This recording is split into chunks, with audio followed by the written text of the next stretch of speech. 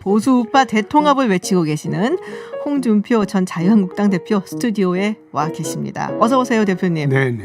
일단은 우리 청취자들 위해서 한마디 좀 새해 덕담 좀 부탁드릴게요. 새해가 되면 전부 희망에 차서 참 좋은 일만 생각을 하게 되는데 금년도에는 워낙 서민 경제가 나빠지고 민생이 어려워지니까 정치하는 저희들이 몸둘 바를 모르겠습니다. 어떻게 이제 새해부터는 나라가 좀 정상적으로 흘러갔으면 참 좋겠다, 그런 바람을 가져봅니다. 네, 현재 상황 어떻게 보고 계세요? 지금 뭐 선거법도 어쨌든 반대를 했지만 통과가 됐고 공수처법도 통과가 됐고 자유한국당 또 입장에서는 이렇게 허망하게 내줬냐? 라고 이야기들을 할 수가 있을 것 같은데 새해 들어와서는 당 이야기를 좀 안 하려고 합니다. 아유, 그러세요? 왜 그런가 하면 가능하면 밝은 얘기, 희망적인 얘기를 하려고 하는데 선거법 통과되고 공수처법 통과되는 건 이건 참으로 유감스럽습니다.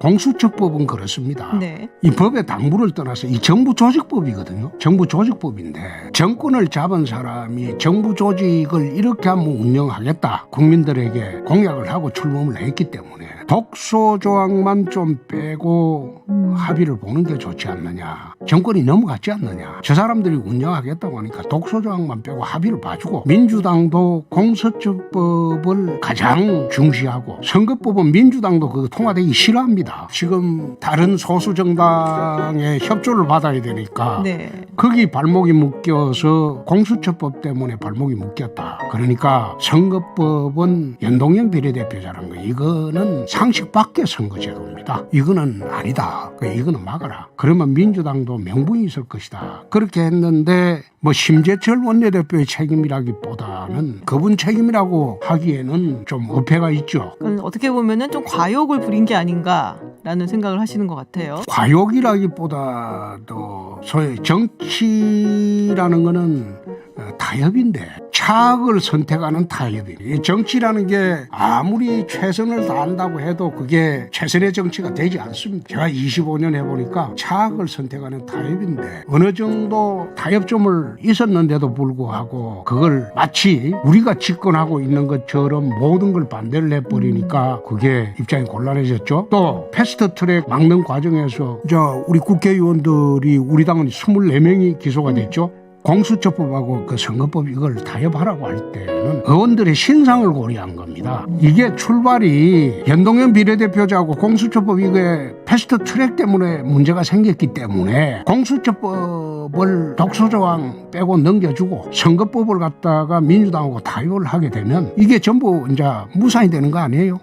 그렇다면 그 원인이 됐던 다툼 이것도 없어지니까 검찰이 기소할 명분이 없어져 버리는 거예요. 국회의원들 살려야 된다. 국회의원들이 무슨 죄가 있느냐. 나머지 국회의원들은 살리기 위해서는 이런 식으로 타협을 해야 된다. 그렇게 하면 검찰에서 기소를 하려고 해도 원래 그 패스트트랙 태웠던 그 원인이 되는 게 타결이 돼버리면 기소할 명분이 없어지죠. 정치적인 사건이니까. 그래서 그 타협을 하라고 했던 것인데 아따 그 타협하라고 하고 난 뒤에 우리 지지자들이 얼마나 저를 비난을 하는지 나 참 어이가 없어서 그 뜻도 모르고 지금 상황이 돼버리니까 뺏길 거 다 뺏기고 또 의원들은 기소당해가지고 나는 그 기소당한 사람이 무죄라고 주장을 하고 있는데 법원에서 어떻게 판단할지 모르지만은 나는 그게 동영상에 다 나와 있기 때문에 아마 무죄되기 어려울 거예요. 그럼 대표님은 자유한국당 국회의원들의 신상을 생각을 하셔서 그것까지 생각을 했죠. 그러니까 서운하셨을 것 같아요. 그 신상도 생각하고 네. 공수처법은 독소조항이 다 들어간 채로 넘어가 버렸잖아요. 말하자면 공수처법의 그 독소조항 중에 하나가 공수처장이 검찰총장한테 사건 넘기라고 하면 넘겨야 된다. 그 조항이 있습니다. 그 말이 안 되는 게 공수처장은 기껏해야 차관급입니다. 그리고 검찰총장은 헌법에 있어요. 장관급입니다. 헌법에 있는 총수가 헌법의 하위법인 법률에 있는 차관급 공수처장한테 지휘를 받아야 돼요. 그건 위헌이죠. 그래서 그런 조항을 빼라. 네. 빼고 해라. 그래 이야기를 했는데 그것까지 이제 원안이 다 넘어가 버렸으니까 치명적인 실수를 하게 된 거죠. 보수 통합에 대한 의견은 같잖아요. 홍 대표님은 어떻게 해야 된다고 생각을 하시는 거예요? 보수 통합이라는 게 저도 이제 국민 통합연대라고 창립을 할 때 갔는데 한국 보수 집단들이 분열이 시작이 된 게 언제부터인가 하면 2007년도입니다. 이명박 대통령 2007년도에 당선 당시인데. 이명박 박근혜가 내부 경선을 붙을 그렇죠. 때 네. 친박 친이가 갈라지면서 이제 보수 진영이 분열이 되기 시작했어요. 네네. 나는 친박 친이도 아니죠. 나는 개파에 안 들어가니까요. 근데 친박 친이가 갈라지면서 분열이 되기 시작했다가 이명박 대통령이 되고 난 뒤에 친박으로부터 장관 추천까지 받았어요. 그때는 네. 최경환 그다음에 뭐 인천시장 하던 유정복 그런 사람들을 다 장관 추천해가 장관을 다 시켜줬죠.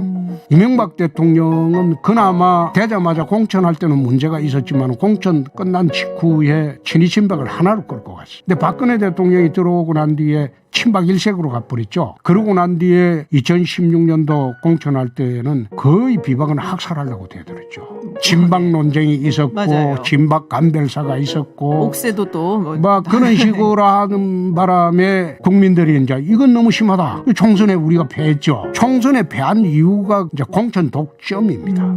그 당시에 이제는 친이 친박이 아니고 친박 비박으로 갈라져 버렸죠. 옛날에 그 뭐 동인 서인 남인 북인 뭐 조선시대 당정처럼 예. 그래 갈라져 버렸죠. 친박 비박으로. 네. 그래가지고 당을 하나로 만들지 못하는 바람에 결국은 탄핵 국면에 가서 비박들이 등을 돌리게 되죠. 그러니까 이게 보수 분열이 탄핵 정국을 초래하게 됐고 탄핵 이후에 지금 3년인데 3년 동안 서로 손가락질하면서 네 책임이다 내 책임이다 손가락질한다. 그러니까 이런 식으로 분열이 되게 된 원인이 2007년부터 있었어. 이걸 하나로 만들 수밖에 없지 않느냐. 이제는 하나가 돼야지 소위 좌파 정권에 대항할 수 있지 않느냐. 그래서 보수 통합을 하자. 중간 쪽으로 옮겨야 되지 않겠냐. 그래 확장해야 되지 않겠냐는 얘기도 나오거든요. 그게 네. 거구라는 말은 우리나라에서 너무 쉽게 사용하는데 네네. 우리나라에는 거구 세력이 없어요. 거구라는 건 전체주의입니다. 이탈리아 파시스트처럼 전체주의를 거구라고 하고 우리나라는 거구 세력은 없습니다. 그런데 그걸 거구라는 용어로 매도를 하는 건 잘못됐다. 그런데 좌파 세력도 이념의 스펙트럼이 넓어요. 극좌부터 중도좌파 그 다음에 진성좌파까지 합치면 좌파도 스펙트럼이 넓어요. 그 다음에 우파도 스펙트럼이 넓어요. 그래서 이걸 당의 스펙트럼을 우파의 스펙트럼을 가지면 되지 그걸 거구 그렇게 따질 필요는 없다. 보수 대통합 이야기하는데 공감하기 어려운 극단 세력까지 통합되어야 하는가 그 얘기들 질문이 지금 좀 많이 그러니까 들어왔어요. 내 이야기는 네. 나는 그분들을 극단 세력으로는 보지 않는다 이 말. 한국 사회는 극단에 있어도 거구는 없어요. 거구라는 것은 전체주의입니다. 표현이 잘못된 거예요. 정광훈 목사님 같은 경우도 저도 이제 10월 3일 집회에 연사로 딱 한 번 나가봤어요. 집회 과정에서 과격한 은사를 쓰죠. 네. 과격한 은사를 쓴다고 해서 그걸 거구 세력으로 몰아가서는 안 되죠.